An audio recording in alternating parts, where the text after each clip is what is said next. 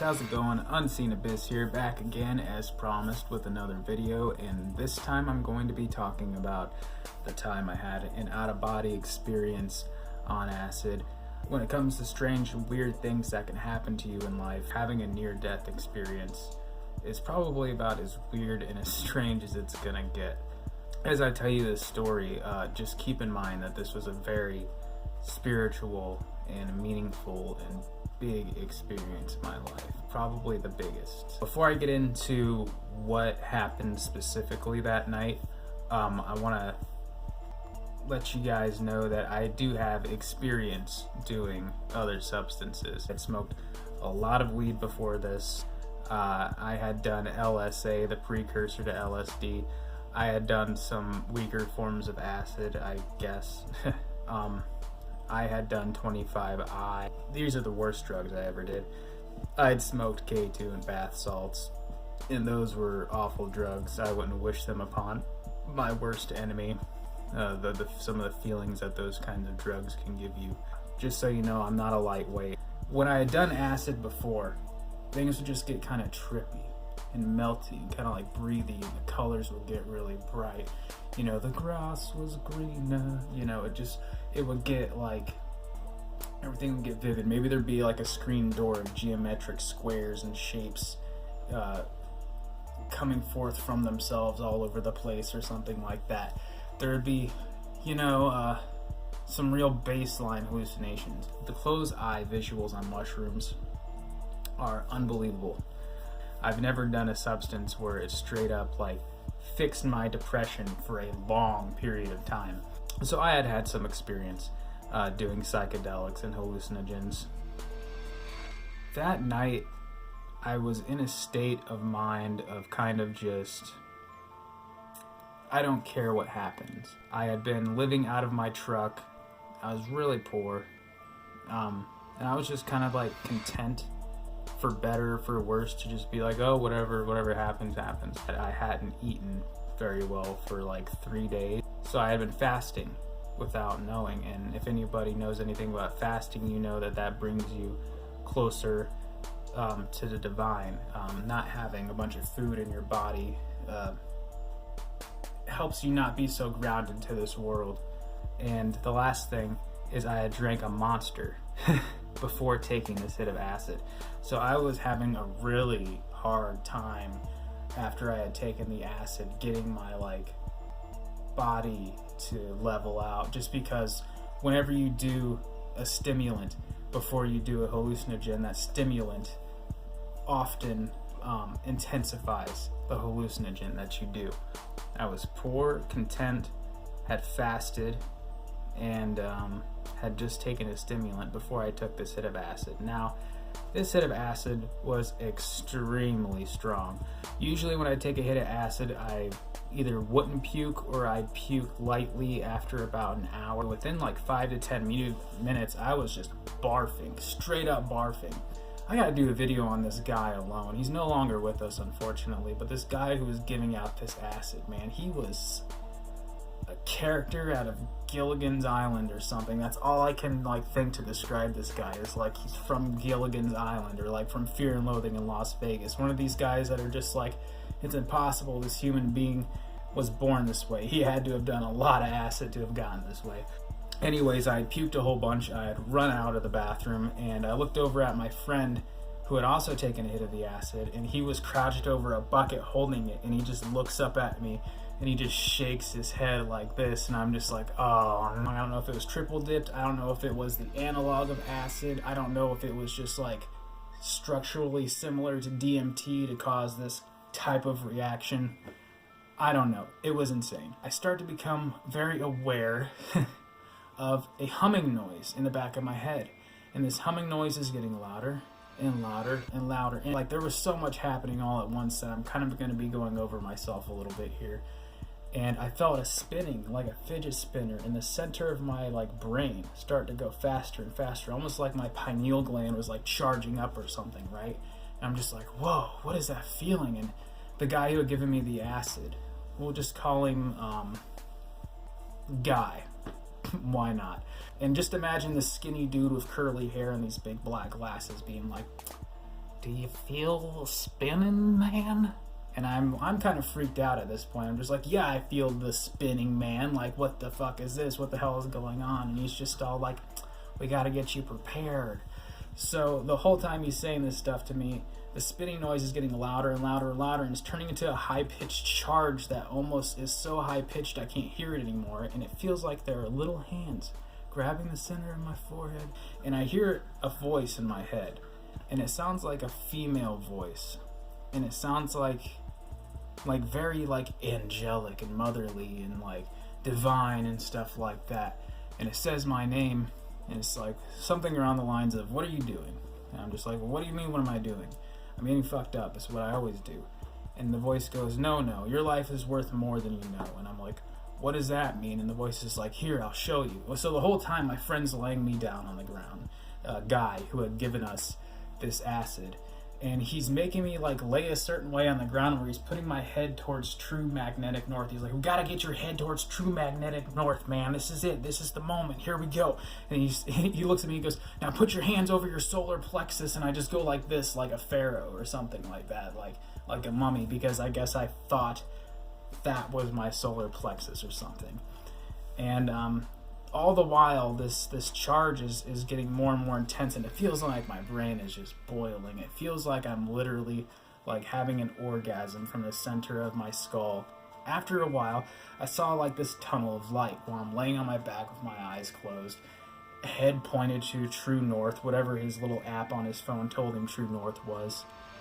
Till this day, I don't know what this ritual he was putting me through was. I don't know if it was Egyptian or if it was like Nordic or something like that. I have a feeling regardless of how I laid on the floor that day, I was having an out-of-body experience. I'm just laying there and I see this tunnel of light, and it's just like Jerry Garcia, Grateful Dead, where it's like the fractal like tube that goes on forever of colors and like fragments, and I felt like I was flying through that. Like later on, Guy had asked me, he's just all like, did you see a bunch of eyes? Imagine him with his little tobacco pipe. Did you see a bunch of eyes like in the Tool videos? He was asking me if I had seen a bunch of eyes, but I didn't see the eyes, man. And maybe there were eyes that were watching me and I just didn't notice I was freaking out so much, right?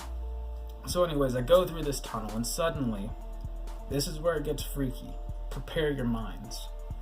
I'm in this city, and it's pearl or opal and oily, but it's also solid. It's also geometric, but it's also flowing.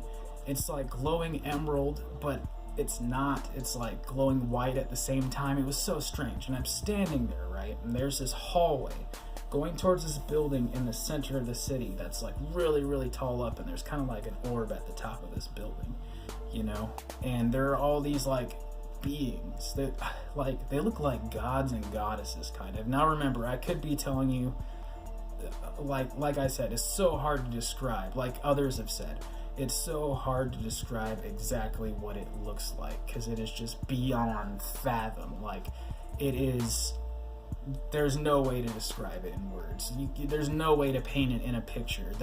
It's like the Tao. There's no way to know it except to experience it. But there's this pathway, and there's all these gods, and they're all looking at me, and I'm looking at them, and they're a part of the wall, and they all just kind of go like this and point towards the building in the center of this pathway. So I'm walking towards the pathway, and then I start to float. I start to float up to the top of this orb of this building, right? No doors needed. I'm floating. And when I go through like this building, this thing, when I go through the outer shell of it, it like peels apart everything I am. Like everything I ever was, all the memories I had, all the crap I picked up and carried in my head from this life just got ripped out of me. Just like ripped out of me. And I see this thing, because I'm inside of the orb now. It's kind of hard to explain. I'm inside of this orb now, and I've had every part of me ripped away, all my ego and all that, and I'm floating towards this thing that's a giant geometric shape. It's just going in and out of itself and breathing like and every time it comes out, it's a different shape. It's basically the same shape, but slightly different each time. It's so strange. And behind it, there are all these like little lights going down these like little pathways. These little, I don't know. It looked kind of like circuit boards, I guess is a good way to describe it. All these little circuit boards that are intertwined, all going around. There's all these lights. I'm floating towards this thing, and suddenly I have this kind of like realization, not even a thought. I don't think I'm capable of thinking at this point. I just have this realization that, oh my gosh, I'm dead. And I'm one of these little lights on this circuit board floating up to this thing. Like, this thing was glowing green. I remember black and white lines, but I don't know. That could have just been my perception, but it was glowing. Maybe it was green, maybe it wasn't, I don't know. But as soon as I got close enough to it, my forehead touched it, and then there was nothing. Just blackness within blackness. But as soon as I had hit that point where there was just blackness and these kind of like little colors dancing around, I was like, wait a minute, I'm dead. I just overdosed. I'm dead. That was the thought I had. The second I had that conscious thought, I was thrown out of the building, back down the pathway, back through the tunnel of light into my body, and I jumped up, and what came out of my mouth was, I couldn't talk. It was just like those DMT trips you see where people go into the jungle and try DMT, or when people lick the toad. I didn't know how to speak anymore. I didn't remember who I was. I didn't know where I was at. I didn't know what apartment was. I didn't know what was going on, all right? Which is scary, because had my friends not been the cool people they were, they could have easily taken advantage of me. But they didn't. But anyways, I come out of this and I'm just like, I didn't know how to talk, I didn't know how to walk. And after a while, I was able to start articulating what I saw and what was going on. Started to kind of remember who I was. And I think a guy, he was just all like, hey, he needs to remember how to walk. Take him for a walk. Like, I couldn't remember anything. I couldn't remember how to walk. I couldn't remember how to do jack shit. It was gone. So he takes a walk with me. And I remember while I was walking with him, we were talking about it. Because he had gone through it before too, apparently, with a hit of acid from Guy.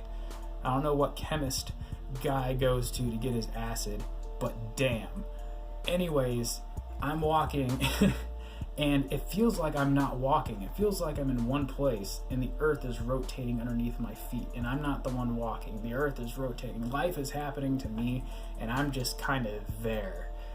So I get back upstairs, and my first initial thought was to be kind of upset with Guy for giving me this acid that was way too strong. But then I remembered something. I took the acid willingly. I wanted the acid. I went looking for the acid. I went looking for this grand experience. I wasn't doing drugs because I just wanted to feel fucked up. I was doing drugs because I was trying to get some kind of divine knowledge. That's why I never touched crack or heroin or meth or anything like that. I was always doing things that would make me trip because I wanted to know what was out there. So at first I'm kind of upset with the guy for giving me this acid. But then I decided I wasn't. And I was just kind of like, thank you, man, but no thank you for that. But thank you, but no thank you. But thank you, but no thank you. And he was just kind of like I think he got where I was coming from, of like, that was way too strong, but I kind of asked for it because that's what I was wanting anyways. I don't know. I still wonder if it wasn't DMT. Somehow they got DMT onto a piece of blotter. I don't know how it works.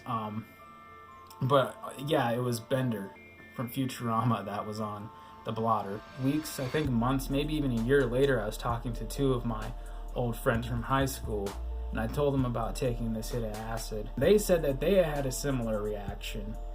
And then the people around me in the room when I had done this hit of acid, they said that they had a similar reaction in the past. I had done acid so many times before that, and I had never had that kind of experience. And I've done acid after that, and my experiences have always been weak to like dreadful, where I get stuck in a time loop and I'm doing the same thing over and over again. Granted, it could have been the company I was with and other circumstances. I wasn't fasting, I wasn't trying to stay pure and stuff like that. But LSD and mushrooms and stuff like that ain't a party drug. It's arguable weed isn't even a party drug. If you're gonna do something like DMT or acid or something like that, you better be with a bunch of people you really trust. Don't take acid and go out drinking is what I'm trying to say to you, because you never know what you're getting on that blotter. Me and tons of other people have had this Joe Rogan experience, this out-of-body experience.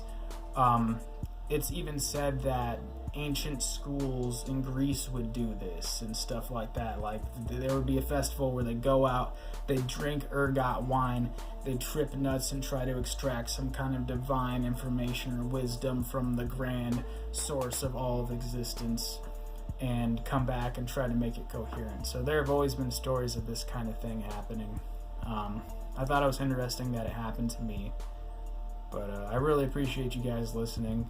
It was hard for me to do this video just because there's just such an overwhelming feeling of emotions when your third eye gets pried open and you get ripped out of your body. It's really hard to talk about. And, you know, if you guys end up in a situation where you think something like that's happening to you when you're having an out-of-body experience, think you're going to have a breakthrough, as they call it, be respectful.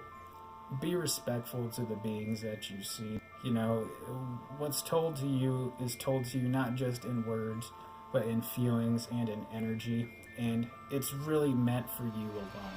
That's why I can't describe what happened to me in full and complete detail, and what I saw in full and complete details, because I got a tiny human mind. I don't have the mind of the entire universe. I'm a computer. The universe is the internet, you know? It's infinite. So yeah, if you end up having a breakthrough experience, just be respectful and make sure you're in a positive and content place in your life. You know, stay safe. And I don't know, what do I want to do my next video on? I don't know. Leave comments down below if you've had an experience like this. Like and subscribe if you haven't liked and subscribed. And as always, thanks for watching, and enjoy this trippy ride called life.